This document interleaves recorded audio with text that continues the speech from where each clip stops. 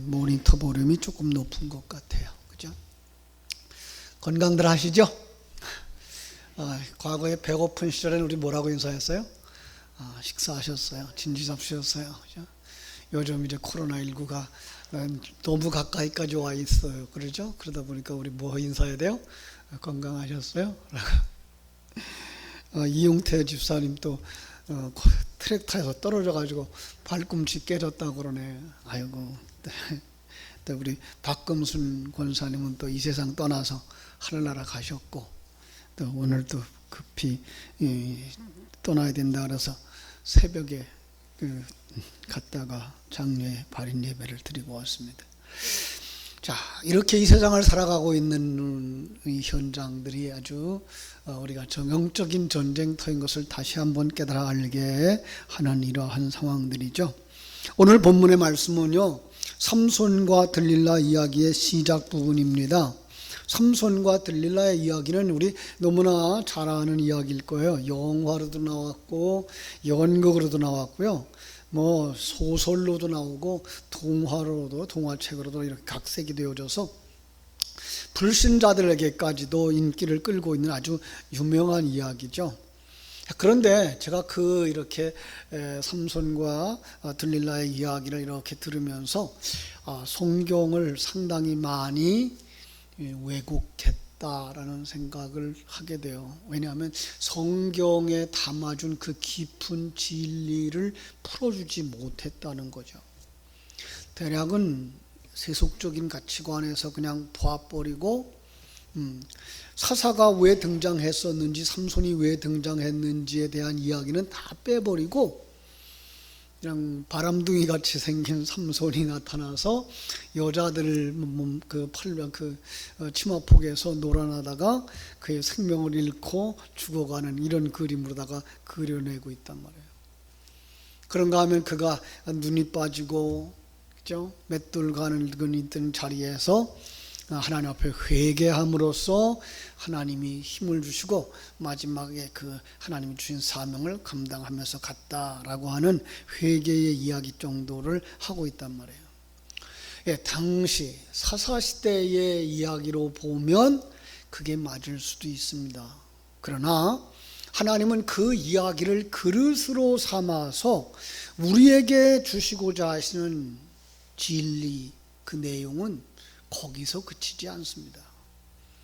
삼손의 이야기가 곧 구세주 예수 그리스도의 이야기다라는 것까지 보실 수 있어야 되고, 그의 그 삶이 십자가를 지는 삶이라는 것까지 볼 수 있어야 되고, 그래야, 그렇게 봐야 그 이야기가 누구의 얘기가 돼요? 내 얘기가 되는 거예요. 내가 그런 모습이었구나. 근데 나를 구원하시기 위해서 하나님은 그 낮은 자리까지도 내려오시는구나. 이렇게 봐야 나를 볼 수 있고, 내가 지금 어떤 사람인지 볼 수 있고, 나는 어떤 사람이 될 것인가를 볼 수 있단 말이에요. 그렇죠? 그래서 오늘 그 배경을 좀 묵상하면서 진정한 우리들의 모습, 과거는 어떠했으며 현재는 어떠한 것인가, 그리고 미래는 어떻게 될 것인가를 한번 좀 살펴봤으면 좋겠어요. 그래서 1절 한번 볼까요? 13장 1절 같이 읽어볼까요? 시작. 이스라엘 자손이 다시 여호와의 목전에 악을 행하였으므로 여호와께서 그들을 40년 동안 블레셋 사람의 손에 넘겨주시니라. 사사기의 순환고리를 여러분 기억하시나요? 평안이 있으면, 그 평안이 오래가면 좋아요. 그죠? 보통 한 40년 이렇게 나오죠. 평안이 있으면 그때 뭐가 나와요? 타락한다고요. 참 우리 어른들이 했던 말이 틀린 게 없는 것 같아요. 배부르고 등 따스면 뭐 한다고요? 죄 짓는다고. 평안의 때가 지나면, 그거 막 평안이 기울어질 때가 되면 타락하는 모습들이 막 등장한다고요. 타락하는 그들을 그냥 내버려두면 어떻게 돼요? 지옥에 가죠. 그래서 하나님은 그 속에 있는 자기 백성들을 구원하시기 위해서 반드시 그들에게 징계하셔요. 옆에 있는 나라를 강하게 해가지고 침략하게 만들고, 그래서 그냥 거기에 고통을 당하게 만들고, 그죠? 그 고통이 시간이 길어지면 길어질수록 그들은 정말 고통스러워하죠. 그러면서 뭐예요? 거기서 회개하는 기도가 나오죠. 부르짖는 기도가 나와요. 또 우리 하나님은요, 거기서 재미나게 표현한 게 뭐예요? 부르짖으면 하나님이 응답하시는데 응답의 방법이 뭐예요? 사사를 세우시는 일이에요. 그리고 그 전쟁을 해서, 그 사사들이 전쟁을 해서 백성들과 하나 되어서 전쟁을 하면, 그리고 대적이 물러가죠. 그리고 그 땅에 뭐가 와요? 다시 평안이 오는, 이런 고리가 이렇게 이 사사기에 여러 번 반복해 나오는 걸 우리가 볼 수 있어요. 반복하는 이유가 뭐라고요? 우리의 삶이 그런 거야, 이렇게 말씀하시는 거예요. 그러니까 우리의 삶이 이런 역사 속의 시간처럼 한 40년쯤 평안이 오고 한 7년쯤 침략이 이루어지고 거기서 회개하는 시간들이 있고 그러면 금방 바뀌어지고, 그래서 우리 생활 속에서 그게 하나하나 구분이 되어진다 그러면 우리도 이렇게 돌아가겠구나라고 생각할 텐데, 그렇게 구분되어지지 않게 찾아온단 말이에요. 그죠? 물론 이제 세상적인 이 큰 분위기 속에서는 이 큰 수레가 지금 계속 돌아가고 있어요.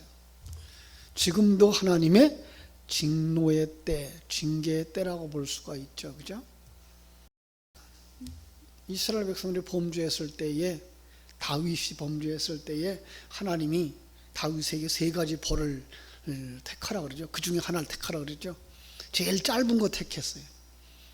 그런데 그 제일 짧은 게 뭔가 하면은 전염병으로 며칠 동안에, 그런데 그 전염병으로 며칠 동안에 수천 명이 죽었다고요. 요즘 전염병 코로나19 때문에요, 사람들이 얼마나 많이 죽는지 몰라요.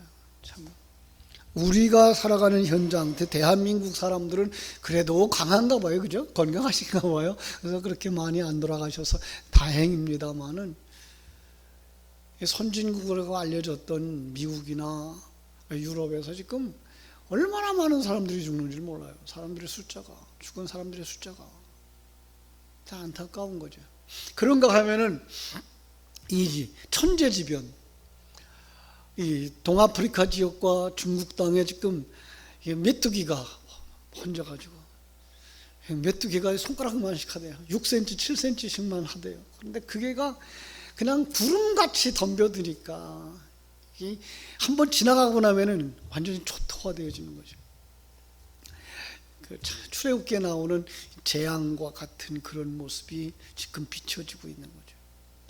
그런가 하면은 그 비가 와가지고 홍수가 나는가 하고, 또 그 따뜻했던 지방이 큰 추위가 오고 눈이 오고 농작물이 파괴되어지는, 이런 것 보면 뭐 하라 그러는 거죠? 하나님? 회개하라고. 그죠? 누구 보고 회개하라 그럴까요? 불신자들은 회개 안 한다고요. 불신자들은 회개가 뭔지 모르니까. 누구 보고? 우리 보고, 예수 믿는 사람들 보고, 너희들을 위하여 이거 징조를 보여주는 거야. 예. 그럼 지진이 일어나고, 그죠? 해일이 일어나고, 전염병이 돌고, 누구한테 주는 신호예요? 예수 믿는 사람들에게 주는 신호예요. 거기서 주님 앞에 엎드려 줘야 되는 거죠. 우리가 범죄하였나이다 라고. 지금 13장 1절 이하의 말씀이 바로 이 타락의 이야기를 하고 있는 거예요. 그래서 뭐라고 말하고 있어요? 여호와의 목전에 악을 행하였다. 여러분, 어떤 악일까요? 어떤 죄일까요? 여호와 하나님께서 우리에게 요구하는 아주 중요한 것은요, 물론 윤리도덕적인 것도 있어요. 그 윤리도덕적인 타락, 요즘도 이제 뉴스에 나오는 어떤 사람들의 이야기들, 왜 그런 일들을 했어요? 다 내가 주인 되어졌기 때문에, 내 욕심 채우려고. 그죠? 내가 주인 되어진 거, 그걸 갖다가 아주 쉬운 말로 뭐라 한다고요? 우상숭배. 그죠? 그러니까 하나님이 우상숭배를 아주 싫어하는 거죠. 근데 우상숭배를 그냥 돌 앞에, 나무 앞에, 그 우상 앞에 꾸벅 절했던 거, 그걸 갖다 우상숭배라고 하는 게 아니고, 뭐가 우상숭배예요? 내가 내 생애의 중심이 되어져서 모든 것들을 나를 위하여서 존재해 달라고 사용하려고 하는 그 중심이, 그게 우상숭배라는 거죠. 그러니까 하나님이 내 중심이 되어야 되는데 내가 중심이 되어지면 그게 뭐예요? 우상숭배. 그래서 하나님이 그 대적하시는 거예요. 출애굽기 20장 5절에 보면은 우상 숭배하는 자들을 어떻게 하신다고요? 3, 4대까지 망하게 하신다고요. 그럼 3, 4대 망하면 어디 가는 거예요? 다 망하는 거예요. 어디 가요? 지옥 가는 거죠. 그렇죠? 참 우리 하나님은 이처럼 우리에게 우상 숭배하지 말라고 말씀하시는데도 불구하고 그냥 우리는 여전히 나 중심이에요. 심지어 예배당에 나와 있는 사람들까지도 역시 하나님 앞에 기도하는 게 나 잘 되게 해달라는 거예요. 이거 참 큰일이에요. 그러니까 정말 거듭났다, 하나님의 성령이 부어졌다 그러면 하나님의 뜻이 무엇인지 알고 그 하나님의 계획이 이루어져야 되는 거구나. 내 뜻대로 마옵시고 아버지의 뜻대로 이루어지게 하옵소서라고 기도해야 되는데 불구하고 그 소리는 안 들려. 언제 들려요? 성령이 임하여야 되는 거예요. 거듭나야 되는 거예요. 그래야 하나님의 일하심을 보게 되고 그 안에서 나는 지금 어떻게 만들어져 가고 있는가를 볼 수 있어야 이 시간과 공간 세계의 삶이라는 건 내가 하나님 나라에 들어갈 수 있는 온전한 사람으로 만들어져가는 과정이구나. 그 속에서 하나님의 하나님 되심을 보는 것이고 내가 죄인인 것을 깨닫는 것이고 그 죄인이라고 하는 옛사람을 벗어버리고 하나님과 하나 되어져서 온전히 하나님의 뜻에 순종하는 그리스도의 신부로 뭐가 변하는 거구나. 이걸 깨달아 알게 되는 것이 거듭난 자인 거죠. 그죠? 자, 그런데 참으로 그들의 삶이 어땠어요? 역시 이 블레셋 사람의 손에 넘겨주었다. 그것도 몇 년 동안? 40년 동안. 여러분 40년 동안이라 어떤 일이라 그랬죠? 우리의 그 사람의 일생토록. 우리는 우리의 일생토록 어디에 넘겨져요? 사단에게 넘겨진 거예요. 이게 타락한 자의 모습인 거죠. 성경에 지금 사사기를 보면은 두 분류의 40이라는 숫자가 나오죠. 앞에서 사사들을 통해서 평안이 왔을 때 8장 28절을 한번 보면은요, 8장 28절에서 뭐라고 말하고 있는가 하면 미디안이 이스라엘 자손 앞에 복종하여 다시는 그 머리를 들지 못하였으므로 기드온이 사는 40년 동안에 그 땅이 평온하였더라. 역시 그 예수가 그리스도 되신 그 삶을 사는 사람들의 삶은 뭐예요? 평안이라는 거예요. 그러니까 두 가지 40이 우리에게 겹쳐 들어오는 거예요. 어떤 사람은 40년 동안 옛사람 그리고 사단에게 속하여 살고 어떤 사람은 성령의 이끌림을 받아서 그죠? 성령으로 말미암아 하나님과 함께하는 화평의 시간을 사는 거예요. 우리는 어떤 사람이에요? 옛사람을 벗어가 버리는 그 40년을 살며 그 새 사람으로 완성되어지는 그 삶을 같이 사는 거예요. 그런데 그 새 사람이 이기려면 어떻게 돼야 돼요? 새 사람에게 새 양식을 줘야 되는 거죠. 하늘의 만나를 줘야 되는 거죠. 생수를 먹어야 되는 거죠. 예수의 살과 피를 마셔야 되는 거죠. 그리고 누가 오셔야 돼요? 예수 그리스도가 내 안에 오셔야 되는 거죠. 그래야만 뭘 이길 수가 있어요? 옛사람을 이길 수가 있는 거예요. 우리를 사로잡고 있는 사단의 권세를 이길 수가 있는 거죠. 그렇죠? 자, 그러니까 블레셋의 손에 넘겨져 지난주에 묵상했던 것처럼 기드온의 시대처럼 착취당하는 상황에 지금 또 빠지는 거죠. 제가 출애굽기에 애굽에서 사는 히브리인들 야곱 후손들의 이야기를 할 때도 그랬어요. 거기서 그들은 대접받으면서 살았다고요. 그들이 애굽 땅에 살 때 그들은 배불리 먹고 살았단 말이에요. 고센 땅에서 살았기 때문에 우리 동네보다 더 좋아요. 우리 동네도 참 좋죠. 우리 농사하는 분들만 알아. 왜? 그냥 봄철 되면 저수지 물 줘가지고서는 아무리 가물어도 모내기를 다 잘해. 그죠? 이 고센 땅이 그런 곳이었다고요. 나일강 근처이기 때문에 그냥 수고만 하면 수고한 만큼 열매를 거두는 그런 도시. 그러니까 얼마나 잘 살았겠어요. 그게 뭐예요? 옛사람의 모습들. 근데 그 옛사람의 모습이 뭐예요? 그게 노예라는 거예요. 누구의 노예? 사단의 노예. 그러니까 하나님이 거기서 건져내신 거예요. 출애굽시켰어요. 여러분, 그런데 광야 속에서 40년 동안 사는 그들의 삶은 고센 땅만큼 잘 살았을까요? 못 살았죠. 그죠? 근데 그게 행복인 것을 그들이 알았을까요? 그걸 모르죠. 근데 그걸 우리는 믿음의 눈으로 보면서 거기서 뭘 볼 수 있어야 돼요? 아, 이게 복이구나. 예, 이런 눈이 열려져야 돼요. 왜요? 내가 하나님의 사람으로 완성되어져 어디에 들어갈 사람입니까? 가나안에 들어갈 사람이니까. 하나님의 사람으로 완성돼서 우리가 천국에 들어갈 사람이니까. 그걸 볼 수 있어야만 하나님과 함께하는 삶이 행복인 걸 알 수 있다고요. 그래서 그 눈을 가져야만 창세기 39장에 있는 단어를 이해한다 그랬어요. 창세기 39장에 누가 나와요? 요셉이 나오죠. 그죠? 요셉이 창세기 39장에 보디바 집에 팔렸어요. 노예로 팔렸어요. 그런데 팔려서 고생스럽고 고통스러운 그의 삶에 하나의 놀라운 단어가 주어지는데 뭔가 하면 형통케 하였더라. 그게 형통이라는 거예요. 그 마지막 부분에 보면 더 놀라운 거는 그가 정말 믿음을 지키고 거룩한 삶을 살고 깨끗한 삶을 살려고 그 보디발의 아내의 유혹을 뿌리치고 나갔다가 모함을 당해서 감옥에 들어갔는데 그 삶이 뭐였더라? 하나님이 그를 형통케 하셨더라. 세상 사람들의 말로 말하면 뭐예요? 아니 그럴 바에야 노예를 끌려가지나 말게 하시지. 그렇죠? 아니 그러면 그때 그 정의롭게 그 이기어서 그를 좀 자유롭게 해주시지. 왜 감옥에 갖게 하셔? 여러분, 성경 전체 속에 보면은요, 노예로, 왜 노예를 우리가 보게 되는가 하면 우리가 노예되어진 거예요. 우리를 구원하기 위해서 오신 예수 그리스도가 노예의 자리까지 내려오시는 그림을 그리고 있기 때문에 그 노예 생활하면서도 하나님과 함께 동행하는 삶을 뭐라 그런다? 형통이라고 말합니다. 성경 속에 감옥의 이야기를 할 때에는 우리가 감옥에 갇혀 사는 거거든요. 어디 감옥? 지옥에.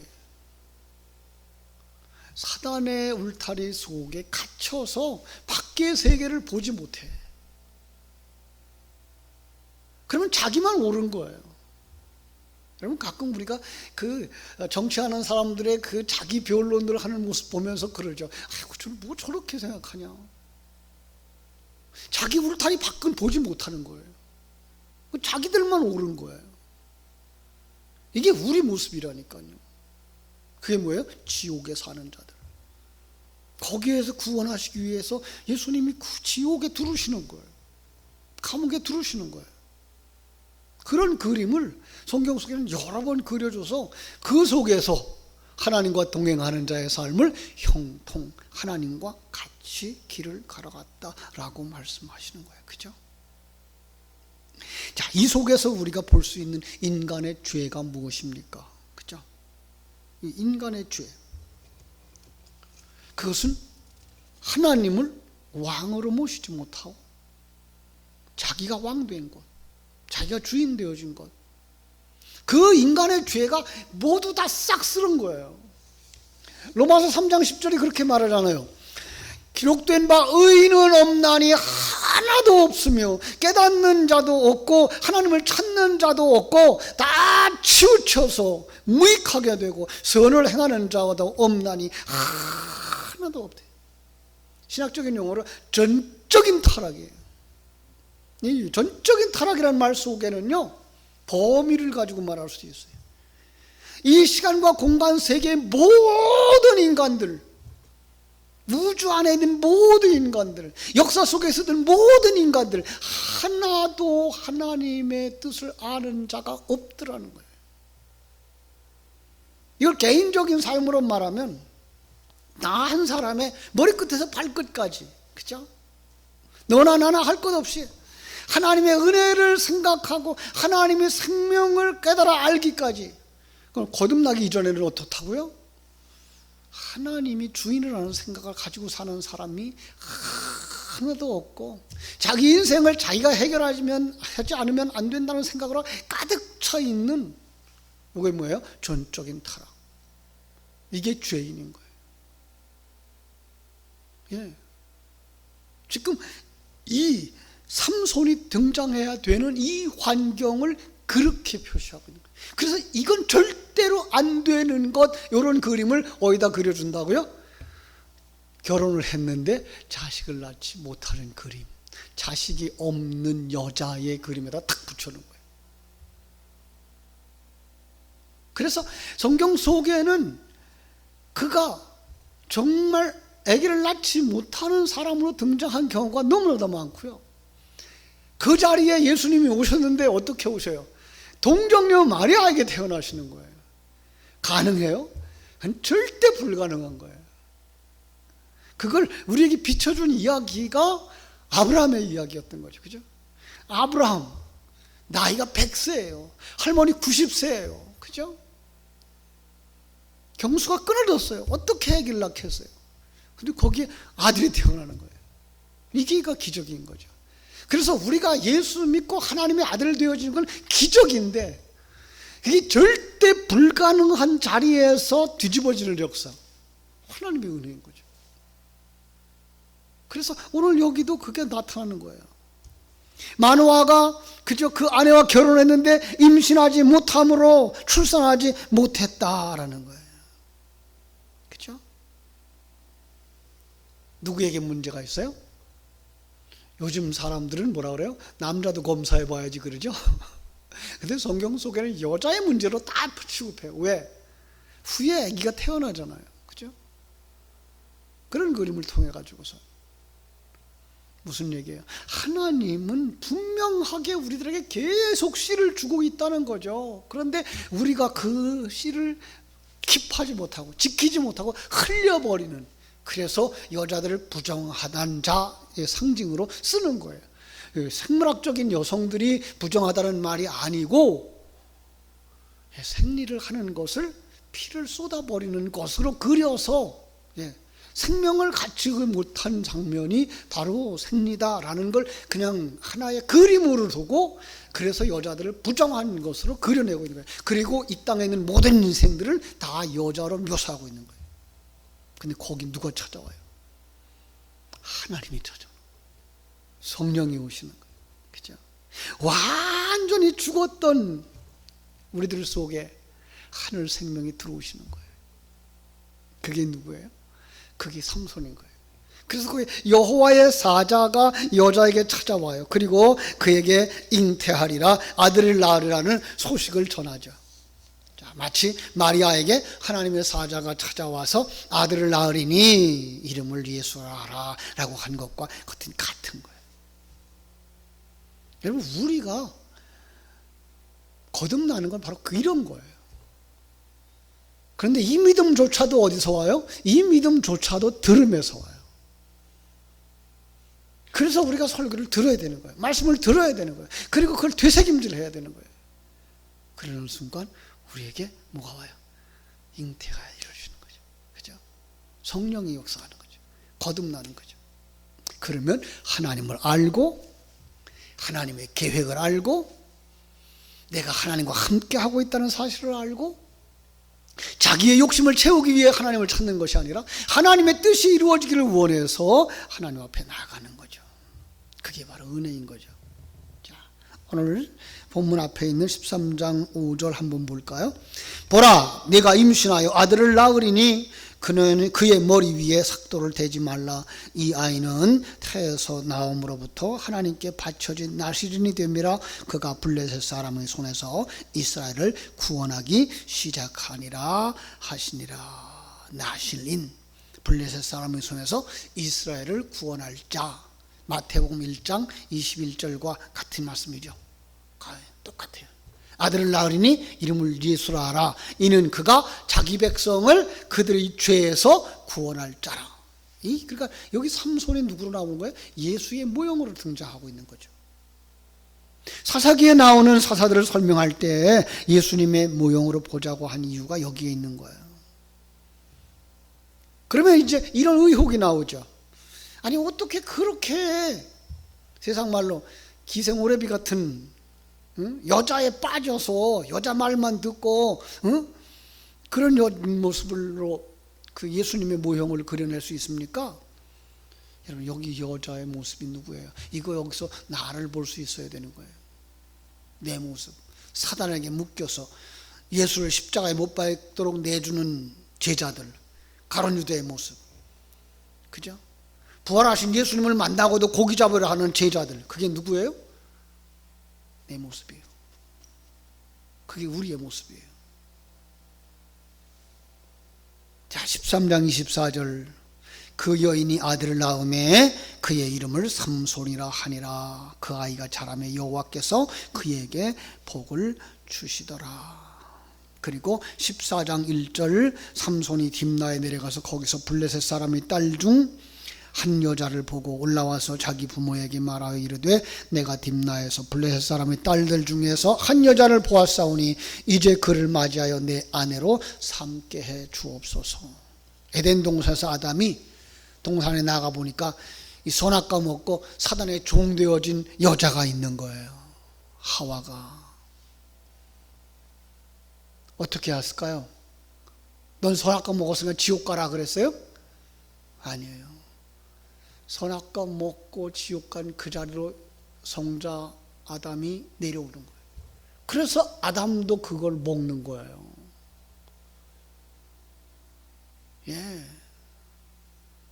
정말로 선악과 먹고서 타락한 여자, 사단에게 먹혀버린 여자, 눈 멀고 귀 먹고 생각이 사단의 사상 세속에 빠져있는 여자, 감각도 없는 지옥에 떨어버린 여자, 이게 누구야? 우리의 모습인 거예요.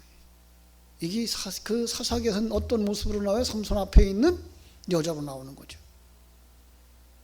부모가 반대하죠. 내 백성 중에 어찌 여자가 없어서 네가 할례 받지 못한 블레셋 여자 가운데에서 아내를 맞이하려느냐. 삼손이 뭐라 그러죠? 내가 사랑합니다. 그는 내 여자입니다. 블레셋 사람이면 어떻고, 그죠? 그 피부가 검으면 어떻습니까? 아가서에 나오는 술람미 여인을 본 솔로몬의 표현과 같은 거죠. 호세아서에 나와 있는, 그죠? 그 여인을 사랑하는 호세와 같은 거죠. 고멜과 같은 여자를 사랑하는 호세아. 그럼 그 속에서 우리는 누구예요? 여자의 모습. 이게 첫 번째 여자예요. 그 일을 다 얘기하면 길어지니까 결국은 그 여자 친구에게 주어버렸어요. 두 번째 여자를 만나요. 두 번째 여자가 우리가 잘 알고 있는 이게 기생이에요. 들릴라예요. 한번 16장 1절 가볼까요? 삼손이 가사에 가서 거기서 한 기생을 보고 그에게로 들어갔더니, 기생. 이 기생이라고 하는 원어는요, 창녀란 뜻이고요, 가늠한 여자란 뜻이에요. 그리고 성경 속에 가늠한 여자, 기생, 창녀, 몸 파는 여자, 우리는 아니고 저 사람들, 그런 겁니까? 아니요, 성경에서 말하고 있는 여자들, 바로 타락한 우리들의 모습을 이렇게 묘사하고 있는 거란 말이에요. 왜 몸 파는 여자예요?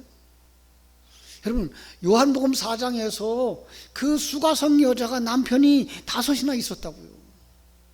그런 모습인 거예요. 이거 사랑하고 저거 사랑하고 하는 게 뭐예요? 간음이라는 거예요. 세상 것들 이거 좋아하고 저거 좋아하는 것을 뭐예요? 그거와 짝하는 것이라는 거예요. 간음이라는 거예요. 그렇죠? 우리가 그러고 살았다니까요.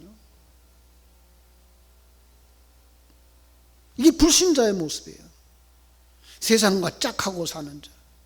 그런데 불구하고 아들을 낳을 수 없는, 아들이 아닌 자.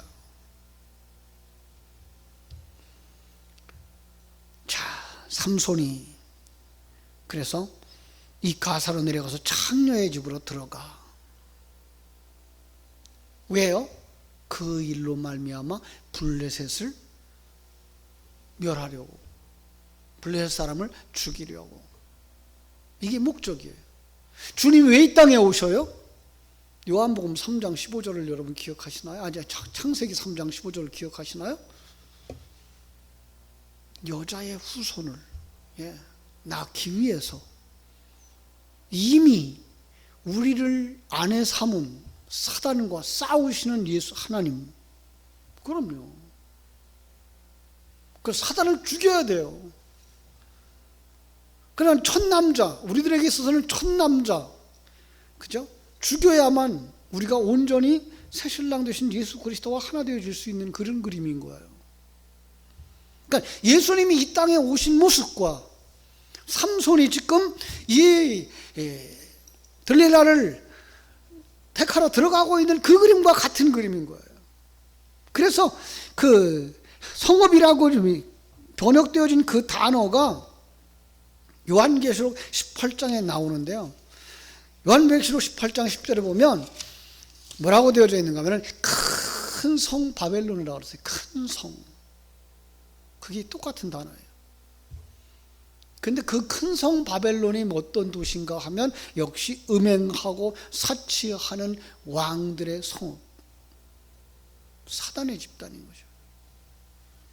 그런데 블레셋의 성읍의 문을 매복하고 있어요. 자, 한번 봅시다. 6장 16장 2절. 가사 사람들에게 삼손이 왔다고 알려짐에 그들이 곧 그를 애워싸고 밤새도록 성문에 매복하고 밤새도록 조용히 하며 이르기를 새벽이 되거든 그를 죽이리라 하였더라. 그런데 3절, 삼손이 밤중까지 누워있다가 그 밤중에 일어나 성문짝들과 두 문설주와 문빗장을 빼어가지고 그것을 모두 어깨에 메고 헤브론 앞산 꼭대기로 갔다. 이 문이라고 하는 이야기가 아주 중요하죠. 성읍의 문은요, 그 성읍 전체를 상징하는 거예요. 그걸 뽑았다고 하는 건요, 성읍 전체를 멸망시켰다는 의미인 거예요. 삼손이. 그리고 어디로 가요? 헤브론 땅으로 옮기는 거예요. 그게 뭐예요? 여러분, 성경 속에 나와 있는 문들이라고 하는 단어들이 굉장히 중요하고요. 창세기 19장에 나와도 소돔 성문에 앉았다가 여러분 그 천사를 영접했죠, 아브라함이. 그러니까 이 문이라는 단어가 제일 처음 등장한 곳이 바로 창세기 19장이거든요. 그리고 22장에 가면은 그 아브라함의 자손에게 뭐라고 얘기하는가 하면은 대적의 문을 얻으리라 그랬거든요. 이거예요. 이 일을 누가 하고 있는 거예요, 지금? 삼손이 하고 있는 거죠. 자, 여러분, 우리는요, 우리 이 사사 그 삼손 속에서 누굴 볼 수 있어야 돼요? 예수님을 볼 수 있어야 되죠. 그리고 그 예수 그리스도가 우리와 하나 되어져. 우리를 구원하는 그 그림을 우리는 사사기에 읽으면서 삼손의 이야기 속에서 볼 수 있어야 됩니다. 시간이 길지 않아서 간단하게 정리하면 21장에 가면 16장 21절에 보면요, 어떻게 그려지고 있는가 하면요, 블레셋 사람들이 그를 붙잡아 그의 눈을 빼고 끌고 가사에 내려가서 놋줄로 매고 그에게 옥에서 맷줄을 돌리게 하였더라. 왜 그랬을까요? 왜 예수님이 십자가에 못 박힌다고요? 우리가 십자가에 못 박혀야 될 대신 못 박힌 거예요. 그럼 주님이 우리의 눈이 멀었다, 삼손이 눈이 멀었다, 무슨 얘기예요? 우리의 눈을 뜨게 하시려고 자기가 소경이 되는 거예요. 우리에게 자기의 그 몸을 찢어서 살을 주고 피를 주려고 뭐 하고 있는 거예요? 그걸 맷돌에 갈고 있는 거예요.